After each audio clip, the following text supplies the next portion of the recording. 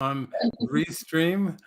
I have Kenneth Clifford and Anna Paola here, and they have just been traveling around Europe and in England, but they had quite a bit of time in Spain before that. And then they just arrived back in Spain with some invitations in, some other places, Paris and Holland and Germany. So welcome. So great that you could be with me. Thank you, David. It's so sweet to be here with you. So good to see you. So beautiful. Well, you're like mystics on the move. You've just jumped right in with Jesus on the road, and it's been, what did we say? Was it 8 months or 10? 10 months today. 10 months. You've been on the road, just following your inner prompts, literally moment by moment, day by day. You have a gathering set or supposed to say with somebody, you get an inner prompt, no, they have COVID, go here, go there. Somebody else shows up, another garden shows up. So yeah, maybe you can just share a little bit about how the journey's going for you. For both of you can just share with everybody how things have been. Yeah, it's just been incredible, really, from start to finish. I remember when we had our first meeting, David, about, hey, maybe it's felt to go to Spain, and then literally everything just fell in from that place, really. And so it's completely obvious, whereby we got 20 invites, and then we didn't have any money or anything, so we put out, and then all the money came, and then it was like obvious that the trip was meant to happen. It was for Jesus. So off we basically go on this journey, and so we're just meeting people we've never ever met them before in our lives. And as you said, we've really got to listen and follow very, very deeply. And it's like the basics of A Course in Miracles are absolutely everything. You've really got to feel into absolutely everything, every step of the way. And in that has really been for our joy, and also for our dismantling. Like, for example, with me, when I came, I said to Jesus, do you think I should learn a little bit of Spanish? And he said, no. He said, you've got too much control as it is. He said, so when you can't understand the language, you just leave it to me. So I was like, perfect. You need to take your hands off the wheel. And I was like, great. And from that, really, it's taught me like more intuition, yeah?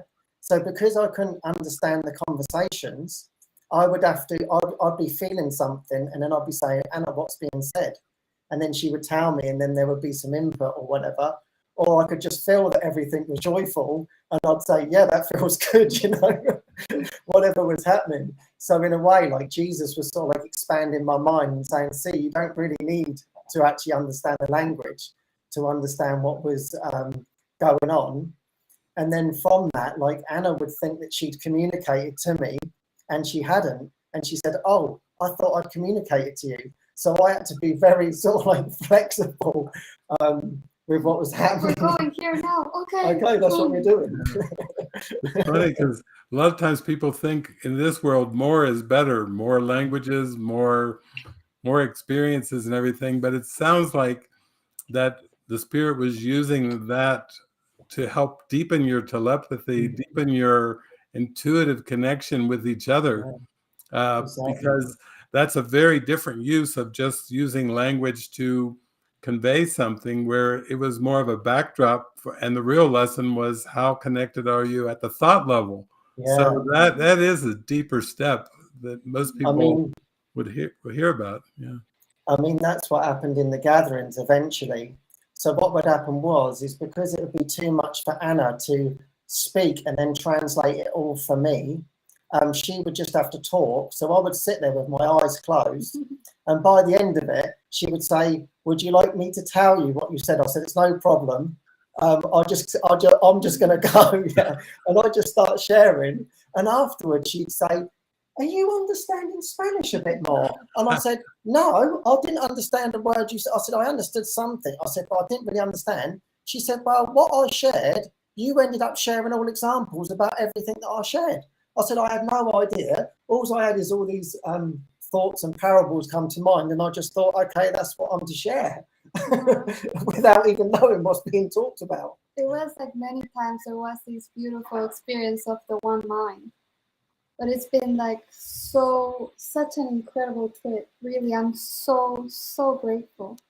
It has been like so strengthening for me. I feel like this inner like strength and like this inner trust just keeps growing, and almost like this anchor inside of me, just like something stable and settled inside, and something that I never felt it was possible.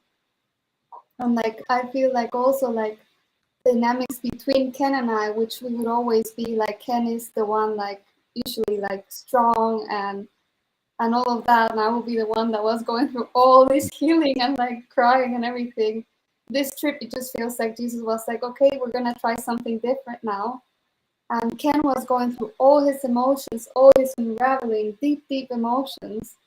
And suddenly I was just in this strength and this stability in my mind. And it was like, wow, this is like something completely new, like not old at all. And for me, that's been like incredible. It's just like no words to describe it. Like, if we start sharing with you like all the miracles and all the experience we've had, like we wouldn't finish, in 30 minutes. There's no way, like endless miracles, like cascading miracles, really. Yeah. We met the most beautiful people too. Like here in Spain, we were here for many months, and we were meeting with people we've never actually known in form, you could say. But immediately it was like that recognition, and it felt almost like, I always had the sensation that actually time was going backwards instead of forwards. That was really interesting. When I would meet someone and I would feel such a strong connection, it almost felt like what we were gonna live had already happened, and that's why the connection was so strong since the first point. Almost like here's where we left off or something like that. And with that, with so many, it's been like, wow, incredible. Here in Spain, in England, the same thing happened. But it's been like a whole, restructuring of the mind. That's how it feels. Like a whole rearrangement. It's beautiful. It's like, of course, Jesus teaches miracles our prayer is the medium of miracles. And I remember even some years ago when we were doing those Living Miracles broadcasts, and you both had your TV show, and sometimes you would pray and pray all day. Basically, you would pray all day, and then they'd turn the camera on, and you would both be sitting side by side with a chair and maybe a flower or something. And then it was very deep. Everybody felt it. That's what people would say to me, like, wow, it feels like they've been praying all day long before this gathering. And then I think that has served you so well, because in Spain, it was a bit different than when you went to England. In Spain, there was just, you were flooded with invitations. You were on the move, going around.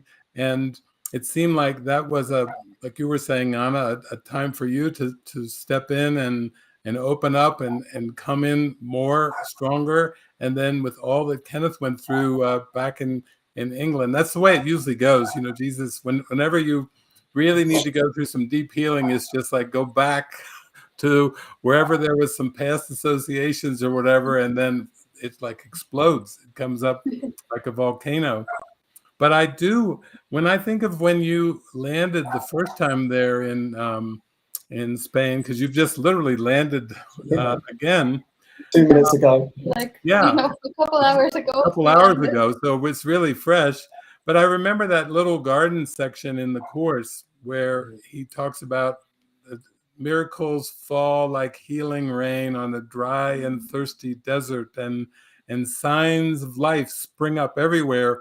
That it's kind of beautiful that as you went to Spain the first time on just faith and guidance, that it was like the signs of life spring up. I mean, people were coming out of the woodwork. You were getting invitations for gatherings, retreats, one-on-ones, come to my living room, come visit me in my house. Oh, let me call some people over.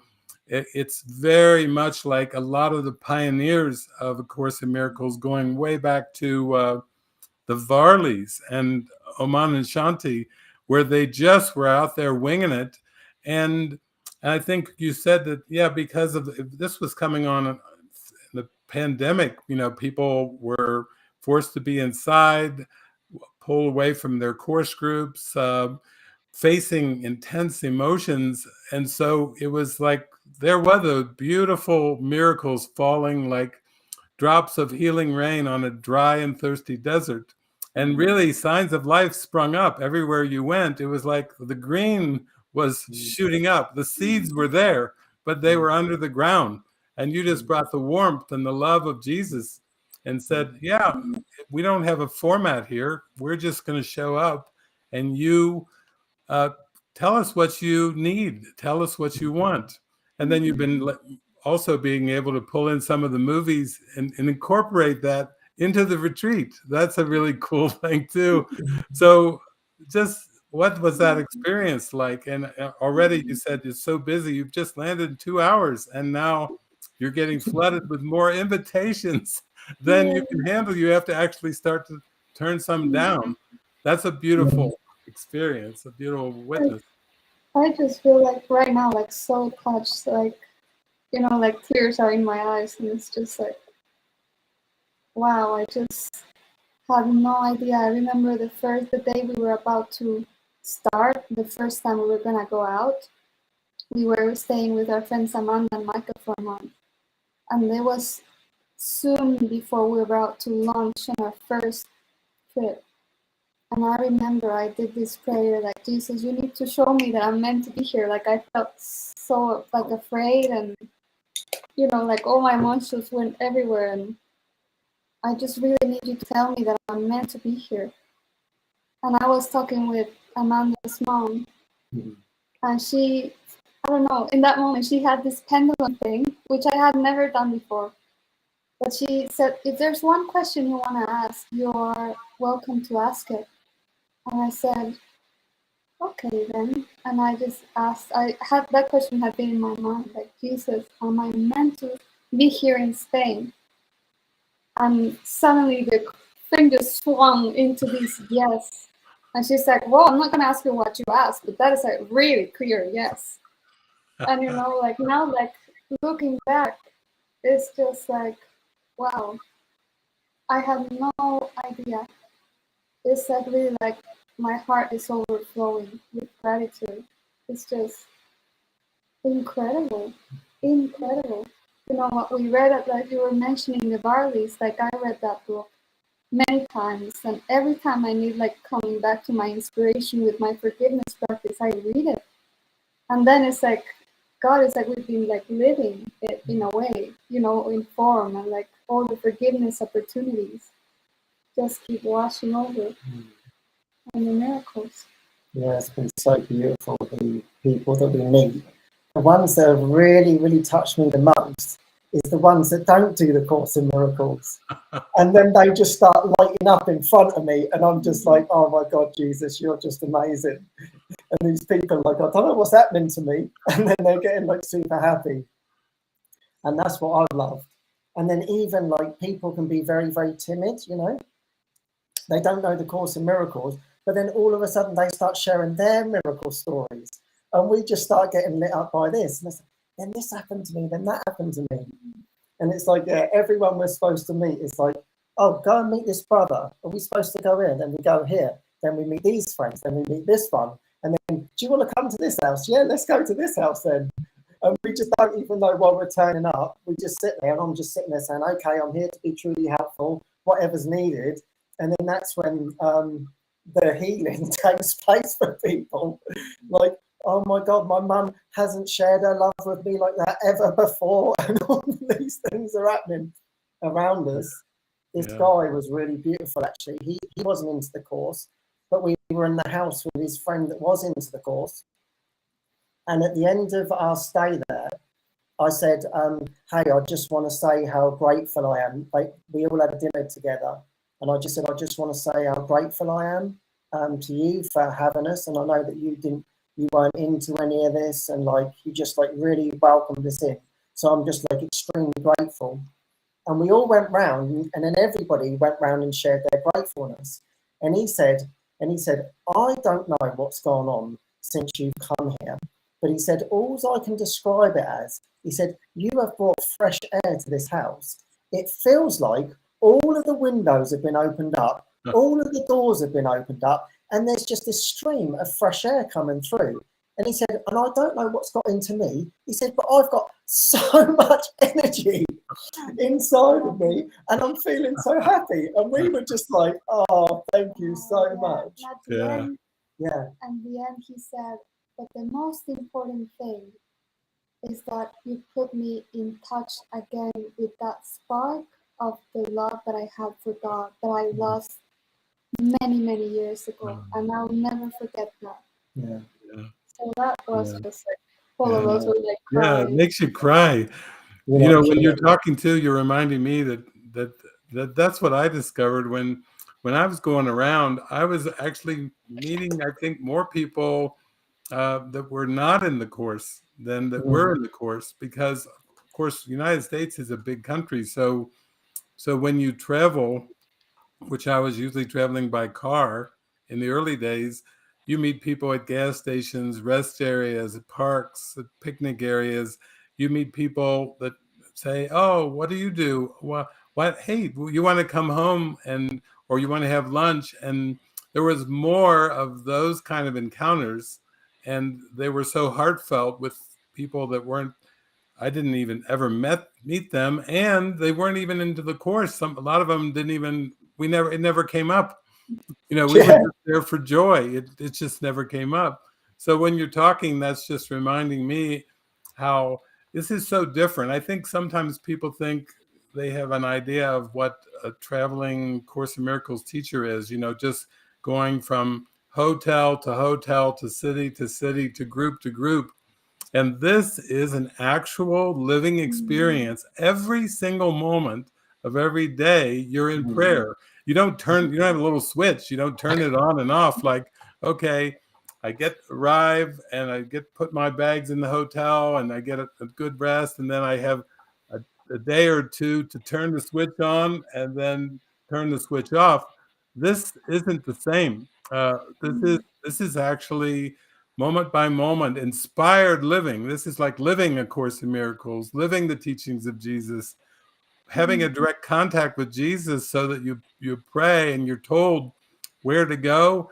Maybe you could share, that happened to you right before you came here. You were telling me that in England, you were supposed to go to a house for a gathering, and then it was like over an hour drive, an hour and a half. And then right before you were leaving, you were told that somebody in the house, the husband had COVID.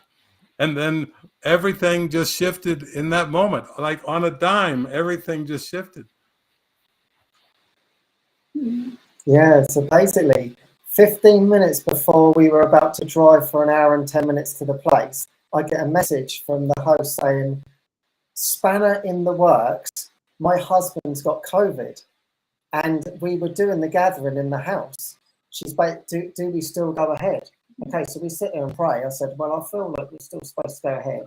She says, I've tested negative, so do we all feel good? She said, I'm going to try and move everything.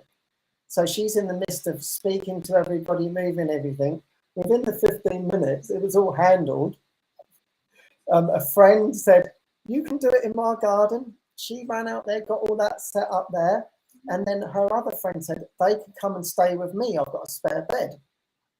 So we said, well, we're just going to get in the car anyway and just see what happens. Yeah, at this point, we jumped in the car. We actually didn't even know. We just went, okay, no, we're going in that direction. We said, no, we still feel to go. Let's go. And we're trusting that everything will work out because we do feel this gathering. We just felt good. Yeah, exactly. We still didn't have a place. She had said, we don't have a place yet, but we just jumped in the car.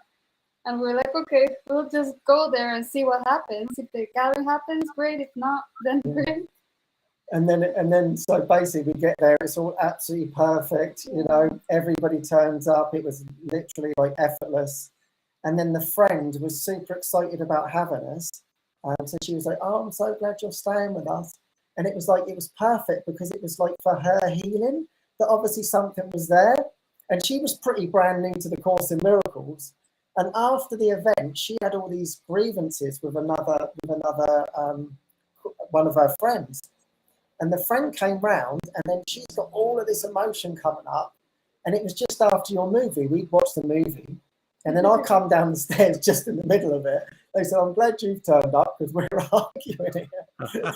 And so then she like shared all of her private thoughts, and it was absolutely beautiful. She was kind of quite resistant to some of the things I had to say in the beginning.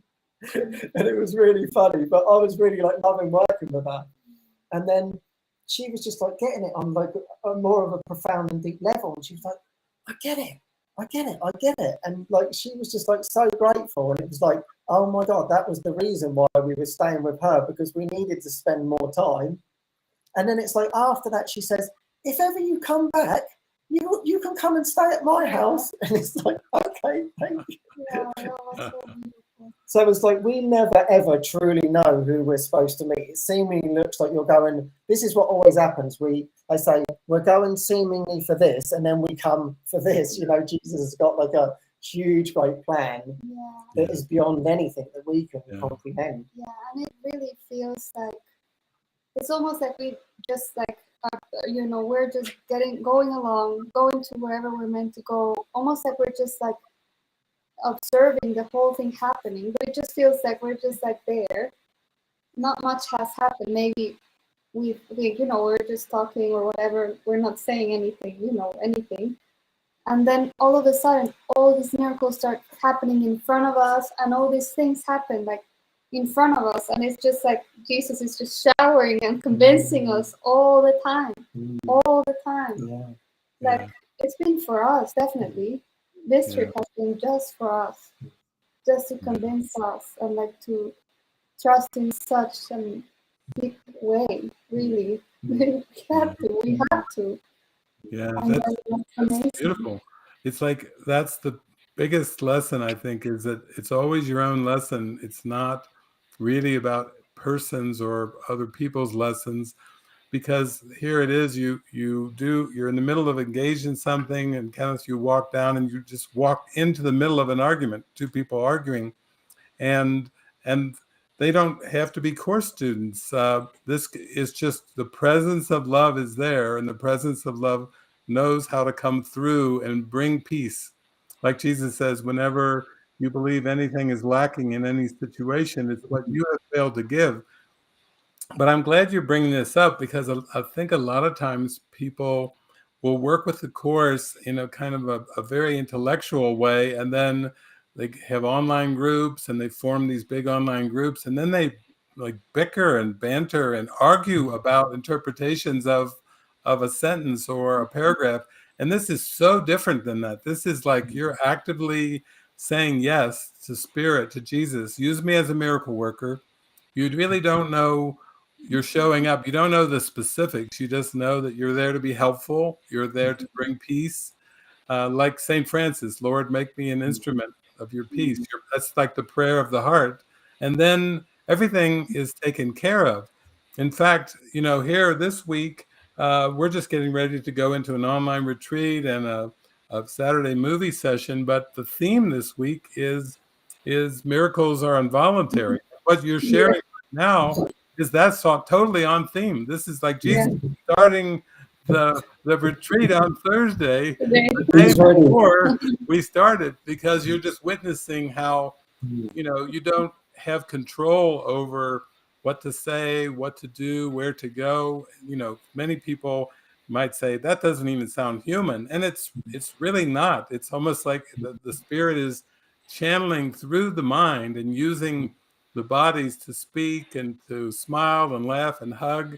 Even you shared, there was a woman in Spain who just said, I have to see you, and came to talk to both of you because she'd been through, years of sexual abuse, and was almost just it had to come up, almost ready to explode, kind of like an exorcism, because it was repressed for so long.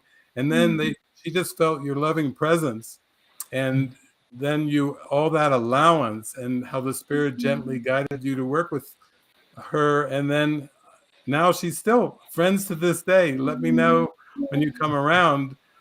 People will never forget that moment when they were able to open up and heal from all this bottled up tension and bottled up conflict, taking it personally, holding a grievance, and then suddenly everything is clear. It's just so miraculous. Yeah, that's it. Because as you said, really, it's always our healing, you know, and it's like they reflect that, and it's beautiful. It's always fulfilling my heart. So it's like I feel so blessed, and everything that's coming is just perfect for what I need to learn, you know. And that's like, it's like always like the opposite way around. Like they're coming for me, and it's like really for me to be letting go all of the time. And that's what I've seen on this trip for me. It's like I can't be in my old way any longer. You know, I've seen like, oh, I've got to do it. I've got to get it done. I'm responsible. And it's like, this has been the real sort of like dismantling for me. And just like then there's just been like a lot of emotion with all of that, because it was all part of these ideas about myself.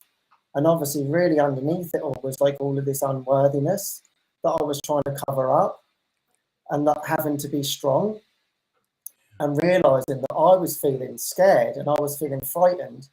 And I just had this self-concept that was like, no, everything's all right. I'm going to handle everything, yeah, as I did. And seemingly it's carried me along the spiritual journey, and it's given me a lot of muster to have the next lesson to stand up again. But it's like now it's like falling away. And I can't like rely on that energy. That energy isn't even there. So then there's this falling apart happening for me. And then I just feel like, oh my God, here comes a wave of unworthiness, yeah. And I've just got to sit there. It's like 3 a.m. in the morning. This is coming washing through me. Wow, I feel really scared. Okay, this is what I'm going through. But it's been really enjoyable, right? Because before, right, I haven't been in touch with any of these emotions because I'm going to do it. I'm going to get it done, you know. And so I just didn't realize that was such a defense, that I was really, really scared and frightened. And now I just go, wow, or not knowing, there was this such idea, like I've got to know, or this protectionism as well. Like, I don't know, I've just played it out for years. I have no idea where it came from. It's like since a child, I've always felt I've got to protect everyone. And it's just like this task that cannot be met yet. And I repeat it over and over and over again. I'm just like, when am I going to learn this lesson? Yeah. And it's like, it always falls, like it always becomes challenging and then upsetting for me because it's my own strength. But this time it's like, I'm seeing it more and more, and like, I don't have the answers, right? and then like, there's like, I've been able to cry, like, I don't know what I'm doing. I feel scared, I feel frightened, and I'm with the people, yeah? And it's like, I've just got to share how I'm feeling. I'm like, I've just got to share it, right? But in sharing it, that's so much like, for my, really like, yeah, that's my like sadness. me.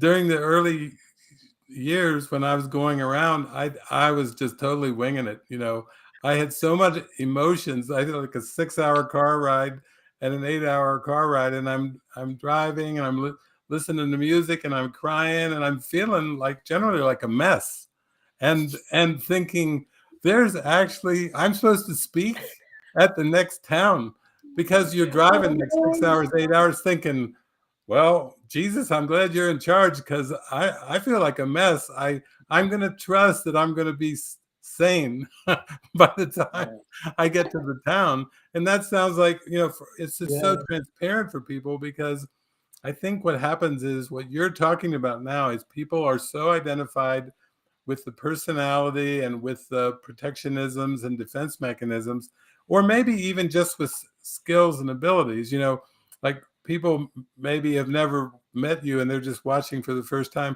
Yeah, usually I have like 50 or 70 people. There's 3,595 people watching I got the rock stars on today. I'm like, we're up in Oprah Winfrey range or something. We're just being transparent. But the thing is, people don't know that Ken gave himself over into psychotherapy and allowed all of that to be used as a phase of opening up the heart. When you're doing psychotherapy, that's very intimate, and you really, I think you learn to pray, you learn to ask for help, and Anna, you've had such amazing like graphic artistry skills and technical skills, and I know you did like Svava's for the cover for her albums and all kinds of things. And now you're both thrown out, go off. They send you to Spain, Jesus does, and throws you just out there and says, here, deal with this and just pray. So I think maybe that's the thing that you got from all of this, is you just have really learned how to really pray in a sincere way. Help me. And that's the greatest thing. That if you had to just say one thing, if you just pray and you ask for help moment by moment as you go along or wherever you need it, instead of trying to figure it out emotionally or intellectually, you just dive in and pray, then suddenly you start to realize these miracles are involuntary, and it's like you're being carried on some kind of a carpet ride with tears. Still tears going down your face, but sometimes tears of joy. Exactly. It was like we did this retreat, and I just felt like I was completely warmed up. I mean, all my emotions were just. I was all over the show. I mean, it was just like it looked like hell to me, but it was like completely crazy because everything around me was like this miracles were just taking place, and so I couldn't be responsible. I don't know how that retreat actually went. No idea. Because I don't know what was going on with me, but I also felt terrible. And we were sitting in the morning praying for the gathering that's about to start. I'm like, Ken, I feel horrible. And he's like, tell me about it. Like, me too. I was like, we need help. We have no idea where, Jesus, help now, help us now, It was amazing though, wasn't it? And then we would sit, pray, pray. And then the time comes. And then the ideas would come. Everything just comes out of us in this involuntary way. Everyone's having these amazing heart-opening experiences. And we're just observing, wow, Jesus, you really are in charge, because we have no idea what's going on. It was like, pray, do the session. The session's amazing. Go back and fall apart. Pray, do the session, fall apart. This was the whole thing. And all I'm hearing outside is people laughing, people crying, people letting go. I mean, it was just incredible going around me. And I'm like, wow, Jesus, you've really got it, because I definitely haven't.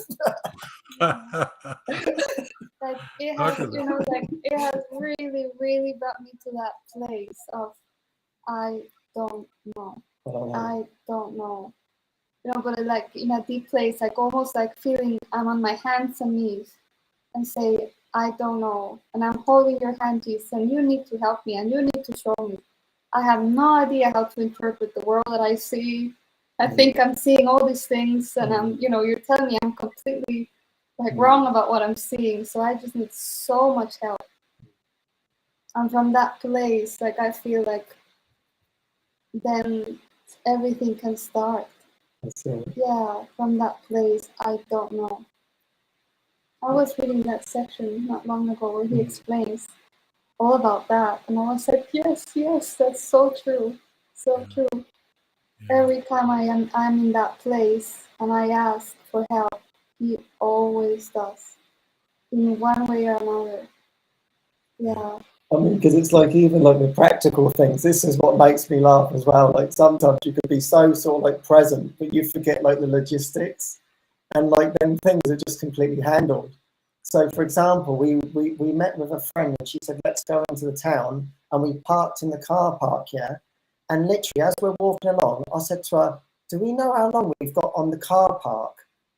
And then with that moment, the person who paid for their ticket in front of us walked to us and said, don't forget, you've got 30 minutes still left on your ticket. That was amazing. It was this lady. when we parked, she was doing the ticket at the same time, and we had a little chat. And then we saw her again in the town, and she said, "Hey, don't forget you're parking 30 minutes." And we're like, "Oh my God, thank you." We didn't know how long we had left. I'm just sitting down. We say, "Oh, let's have a coffee here." I sit down. I'm sitting there, and all of a sudden, my antenna sort of like tunes into these people's conversation, and they say, "Do you know you can get this bus from here, and it's only this and it's only that?" And I go, "Thank you, Jesus." And then there's my bus. Yeah, there it is. Yeah, that's probably the most striking thing, is that not only are miracles involuntary, but you can actually keep even going deeper into that experience, where, as Jesus says in the Course, if you'll allow me to perform miracles through you, I will handle time and space. Or he told me at the beginning, and he says in the Course, I will handle everything that does not matter. He's actually talking about all the logistics of time and space, which can be quite complex. He will handle all of that if we just show up with the open heart, with the lead me, Jesus, guide me. And I think that's the thing, maybe that's why I enjoy when I'm out and about, and when I do a gathering where there's a lot of mixed, we'll call it mixed audience, because like one time I did a gathering with Francis in Los Angeles, and Miriam, our friend, opened up her residential clubhouse, and the requirement to use the clubhouse is you had to put an invitation at everybody's doorstep in the entire residential community. And she was like, I hope this is okay. I said, that's wonderful. I said, it's California, it's LA, everybody's into spirituality anyway. So, and there was a few people that came that knew of the Course, but most of them didn't. And those are my favorite gatherings, because you're just there with your brothers and sisters, just sharing the love in your heart. They feel it, you feel it. And it's not like there's no prearranged stereotypes of anything. It's just joy, just sharing the joy. And I think, maybe you can talk a little bit about this, but I've felt so honored how Jesus could use travel. Sometimes when we're used to living in the same building all the time, it can almost be a heaviness. Like, you start to get familiar with things. There's a routine or something, and you start to feel more like it's a 9-to-5 job, and you're living in a house or in a building, and then that's just thoughts, but still it doesn't feel good. But when you're traveling, there's so many seeming variables, and there's so many things that you're just kind of enjoying what shows up. Like, look at this. Did you hear that? Did you hear that? You don't even know what you're going to do, or you go visit somebody, you don't know how you're going to get back. And then suddenly a late afternoon, a late night bus is there leaving, going back to the place you have to go. And you hop in, and there you go. People, that sounds kind of, it sounds almost like a fairy tale. It always felt to me like I was watching a fairy tale while it was all happening, because there was no rhyme or reason to it. It was just felt like I was carried. But when I would just try to describe a few bits of it, people would go, "Oh, you're talking about it like it's a fairy tale." And well, that's what it feels like. I'm just sharing with you what I'm feeling. And so it's quite amazing, really. Yeah, like I really felt on this trip how like it has almost felt like Jesus is just like sending us to these houses, always something miraculous happened. Or invited somewhere or whatever. But it almost feels like Jesus just sent me to this house for 1 week or however many days to fully live that life in a way, because we just come into this new world. It almost feels like that, this new whole thing, everything's new again, new kitchen, new everything. And so we enter into this person's world. And then I just feel like I just embrace whatever is there fully. And then, all the love is so beautiful when we had to like say our goodbyes or whatever. And then it's like, okay, my heart is full of love. And then it's like, okay, on to the next one. Again, submerging and just absorbing everything. But I was telling the other day to my friend that I just felt like Jesus has had us like living all this, like many lives, many lives, just to see like what you truly want is forgiveness. And that is the only thing that is actually what you want. It's not in this life or the other or the other. We enjoy whatever shows up in that place, or the connections, the conversations. And then it's like okay, we hold it, and then it's time to let it go, and jump on to the next. It has been so beautiful. Yeah, you're like living a version of this Turkish show I'm showing, Another Life. You're like, yeah, it sure is another life. and yet it is like episodes. Like when you go to stay with a host, it turns into an episode. And then the next episode can be completely different in the form, but the purpose is the same, to give it over to Jesus, to make me an instrument, let me be used in a purposeful, helpful way. That grows strong in your heart, but the form changes so much. The last time I did, last Saturday, I did an episode. I popped in because Pete was doing the Q&A, and my friend Teresa, who came to the monastery, who's part of a Renovatio, she came on and she said, it's hard for me to formulate with this Turkish series what I really want to ask. But then she just said, how is it going to end? and this kind of experience where you're like lifted and carried, you don't really have that question anymore. You're so present that you're not seeing it as a serial life.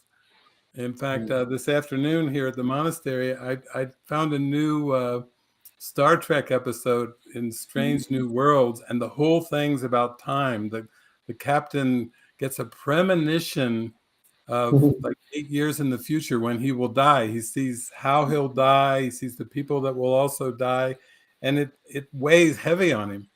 And then the episode I'm going to show in about 3 hours or so is called A Quality of Mercy, where it goes into the whole depth that linear time is the trick.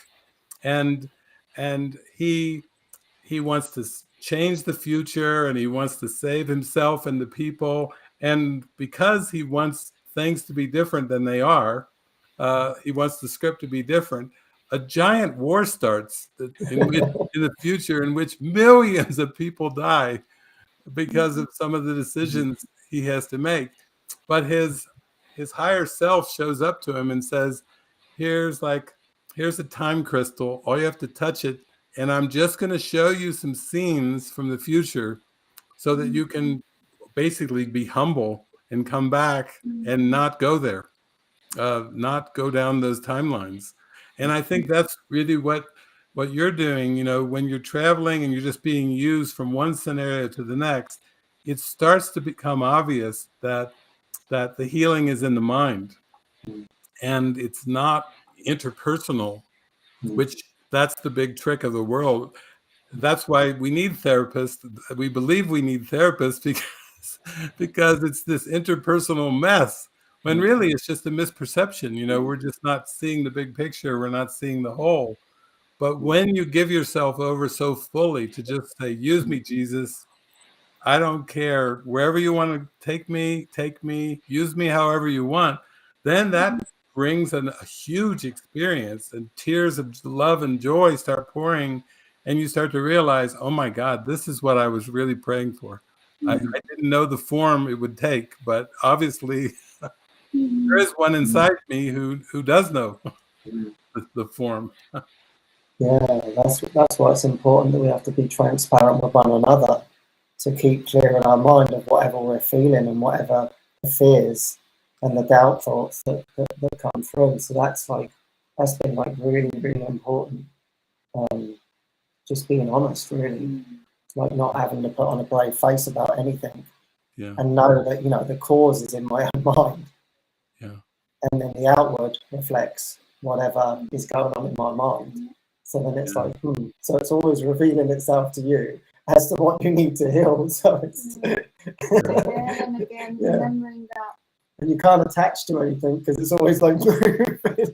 Yeah, you guys are describing and demonstrating the holy relationship, because whenever that topic comes up, people have so many ideas from the past that they try to project onto the relationship, which really doesn't it isn't the holiness. The holiness is this light within that's been covered over, and your transparency is really a demonstration of what the Course calls the holy relationship. It's very different, because then people say, I want a holy relationship. I'm watching and I'm seeing Ken and Anna, and I'm thinking, I want that. I want that. And then we're here sharing, well, all it takes is transparency. If you pray, you stay open, and you're transparent, Jesus will do it for you. You don't even have to figure it out, or you can't plan it. That's for sure. You can't plan it. Whatever our lessons are, because that's what we're always praying for. Bring up whatever is in my unconscious mind that needs to be healed. I don't have to worry about that. Just bring it up, Jesus. He will bring it up. And it's not like we plan to come with each other, No. or that we were like together. Okay, David, we want to go together.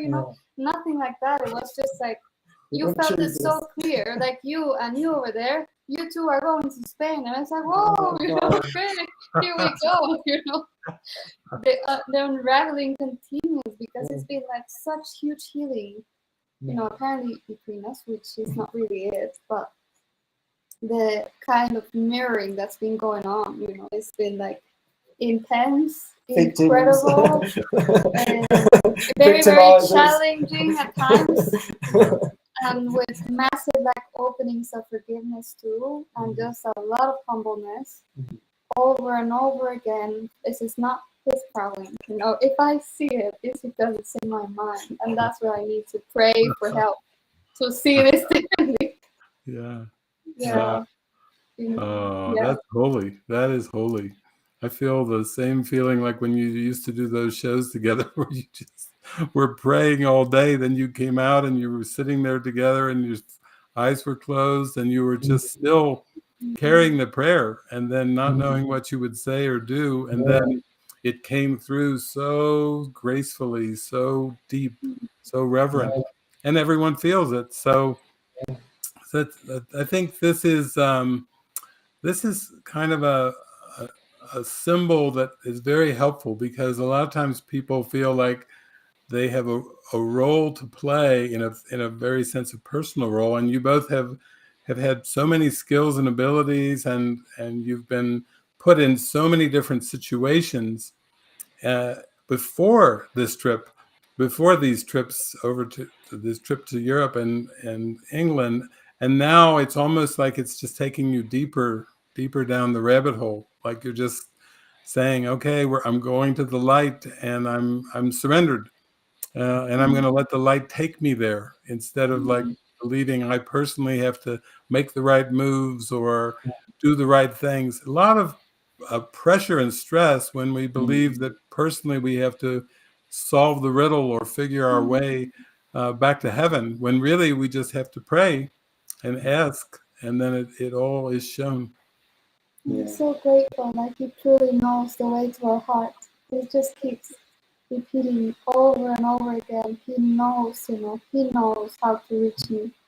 He knows, and if I can be in that place with my heart open, and in that prayer, as you say, like he just shows it in front of us, That's what I want. Take me with you. Well, thank you for coming on. You were just in Spain for 2 hours. Now you're almost coming to the 3-hour mark, and you already have a woman that you need to connect with. Jesus is giving you the prompt. So we are all graced by your presence to come on and share. And we knew this would happen. We were just waiting for the right internet situation. And wow, I got the prompt, and I didn't even know that you just had landed. It was funny because I'd only just set up my computer. We literally got to the house. I just set up my computer, And I was like sending out, because then we got another gathering come through. So I'm sending out, and the next minute you call me. It was perfect timing. And I was on calls. I'm like, there's just calls coming in everywhere.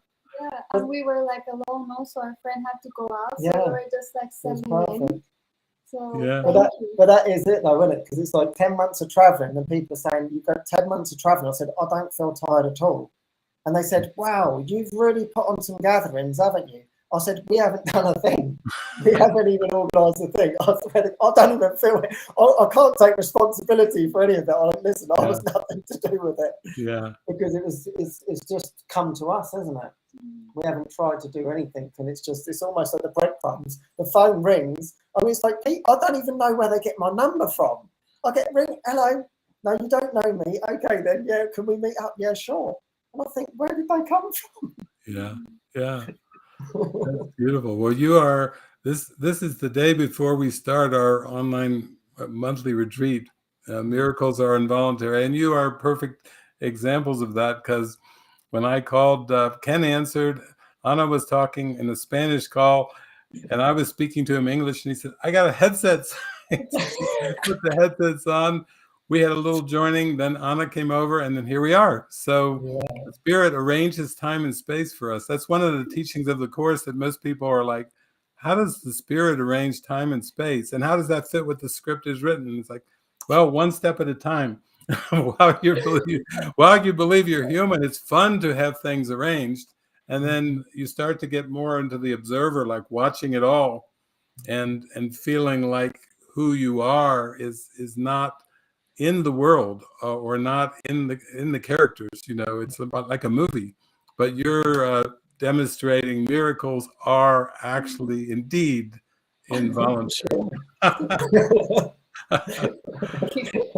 Okay, well, beautiful. Carry on, and I'm sure everybody who's watched today just feels their heart bursting open with blessings. So we're so grateful, and I wish you well. And maybe will you be on the weekend retreat, or the? Yes, we're going to be there. You'll be there for we that. Are going to be we got a road trip as well on the Saturday, and we're going to get there early. Then we'll be at the movies. We'll be at the movies.